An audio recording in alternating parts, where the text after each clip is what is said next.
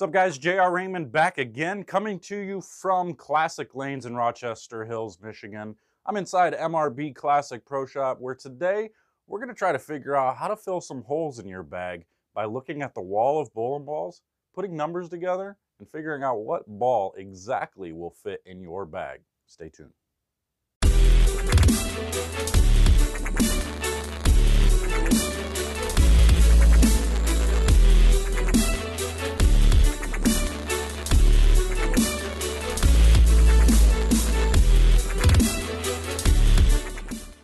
All right, so here we are at MRB Classic Pro Shop. You're a customer and you've just walked through the doors and you see a wall of balls sitting here and you don't know really what to do because you don't know the numbers too well. But you've watched one of my videos where I show you how to build an arsenal based on the numbers, and you can see exactly what these numbers mean by putting a total score value on those balls like we talked about.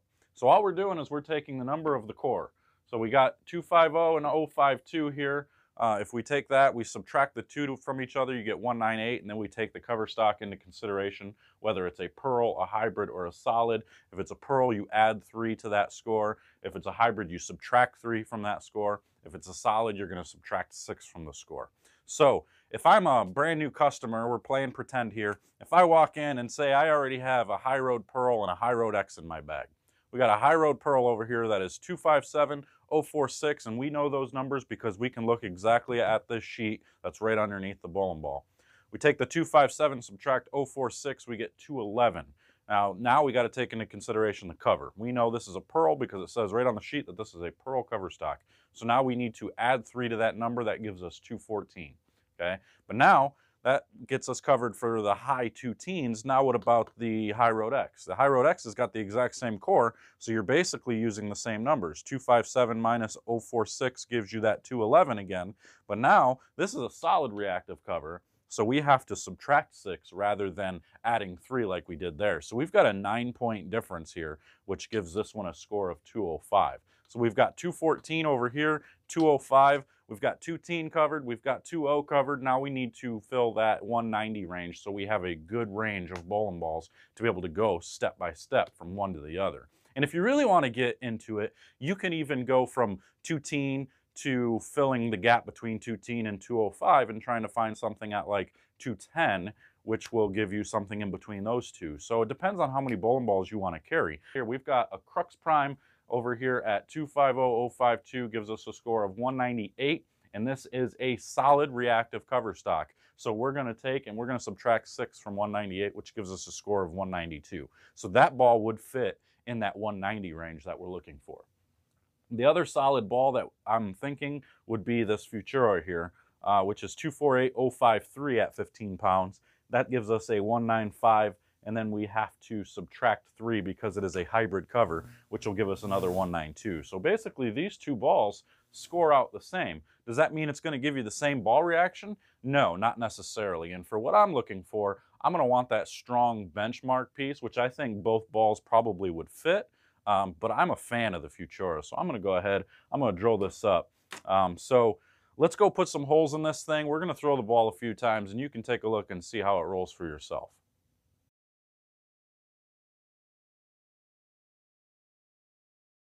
All right, we got our Ebonite Futura. We're ready to rock. We're going to take it for a spin, and we're going to figure out if it fills that gap that we're looking for. So we know we already have that 214 and 205.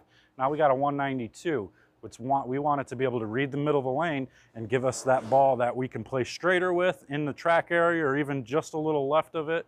And we need to know that as we go left, that when it burns up, we can go to those other bowling balls. When it starts to flat 10 or bucket or not quite get there, instead of trying to move our feet and do all that, we should be able to just go to those other bowling balls and be able to get them through the pins a little bit, excuse me. So let's take this Futura. We're gonna try and start a little bit straighter and see if it'll go through the pins, see if it'll give us what we're looking for. Oh boy, that was bad. All right, well, beauty of my videos is I'm not going to cut it out. So you're going to see that off a really bad shot. Now we're going to reset. We're going to try again. So you can see exactly what you get. We're not just filming strikes.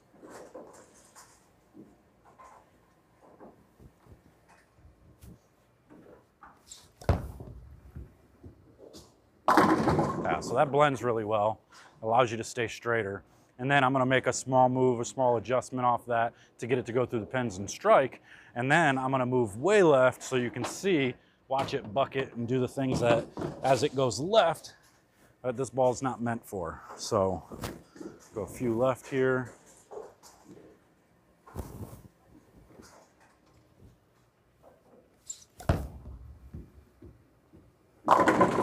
So that's that smooth reaction. That's that smooth early mid-lane reaction that gives you the control and the predictability of a bowling ball for the fresh, for when you first start bowling. So now I'll move my feet a bunch left. We'll demonstrate as if we're going through, transition to where, over there you saw that 4-pin, and now when I move left, it should bucket, or 2-pin, or flat 10, or something of that sort.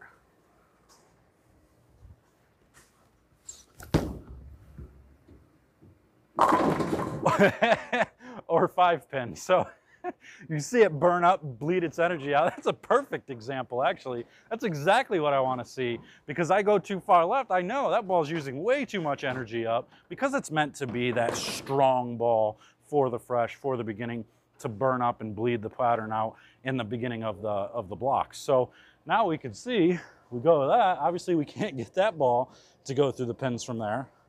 So this is where we would go to that 205 or 214 in that same area, and we should be able to get through the pins just fine, because now this ball will pick up and go through the pins down lane because it's got a little bit lower numbers.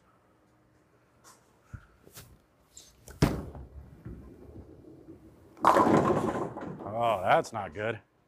I could be looking like a fool here in a second. Hold on one sec, let me see. I got that in a pinch, but should still go through the pins. But this is just an example. It's not the same ball that I was telling you, but this will show you. Same type of situation, same type of ball. Lower diff, higher RG, shinier cover to allow it to go through the pins. Be cleaner, stronger down lane. That ought to do it. Yeah, see, so that's what we're looking for. So you make the adjustment based on what you see from the big strong balls, and then you go to these types of bowling balls to where they'll actually kick down lane, they'll pick up and go through the pins. So I hope this helps you guys to be able to get into the pro shop and fill some gaps and be able to see what you want to see out of your bowling balls, and not just take a pro shop guy's word for it. You should be able to walk in there with knowledge, knowing, hey, this is the type of ball I need. So hope this helps. Until next time, guys, we'll see you guys later.